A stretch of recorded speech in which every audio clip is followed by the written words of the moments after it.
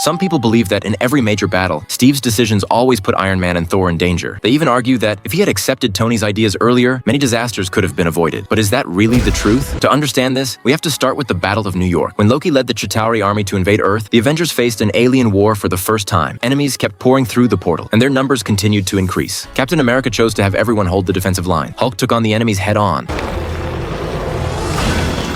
while the other members focused on stopping the invasion from spreading. However, the battle quickly spiraled out of control. In the end, Tony flew a nuclear missile through the portal himself, destroying the Chitauri mothership. Only then was the war finally over. Although the Avengers won, Tony was left with deep psychological trauma. He constantly dreamed about another alien invasion. In his nightmares, the Avengers failed completely, and Earth was conquered by enemies. Because of this, Tony believed they needed to prepare before another disaster happened. So he proposed creating an Iron Legion, using countless suits of armor to protect the planet. But Captain America believed that such power could create an even greater threat. So he rejected Tony's plan. This caused the conflict between them to grow deeper. In Avengers, Age of Ultron, Tony once again saw a vision of future destruction. After being affected by Scarlet Witch, he saw the Chitauri fleet returning. The sky was covered with warships. The Avengers were all defeated. Thor was dead. Captain America's shield was shattered. After waking from the vision, Tony warned Steve again. If they did not prepare in advance, the disaster would eventually happen. But Captain America still stood by his belief. He believed that they could not create uncontrollable weapons just because they feared the future. However, the thing Tony feared the most eventually came true. Thanos arrived on Earth with the Infinity Stones. Facing the overwhelming power of Thanos, the Avengers had almost no chance of winning. The only person who stood in his way was Captain America. With nothing but his determination, Steve briefly managed to hold Thanos back, but in the end, he was still knocked away with a single punch. Then Thanos completed the snap, and half of all life in the universe disappeared. When Tony returned to Earth and saw Captain America again, he finally lost control. Because the plans Steve had rejected before had all proven Tony's concerns were justified. Tony believed that if they had created the Iron Legion, if they had prepared defenses earlier, maybe countless lives could have been saved. By the time of Avengers Endgame, Captain America was once again the one making the plan. When Hawkeye escaped with the Infinity Gauntlet, Steve told him to take it as far away from the battlefield as possible, but that decision also gave Thanos another opportunity. The Avengers were forced into another desperate battle. However, Captain America's problem was never a lack of ability. The real issue was that his and Tony's beliefs were completely different. Tony believed danger must be stopped before it happens. Steve believed you cannot sacrifice your principles for a future that may never come. One chose to change the future. The other chose to protect his beliefs. In the end, Iron Man saved the universe with his life, and Captain America completed the mission he was meant to finish.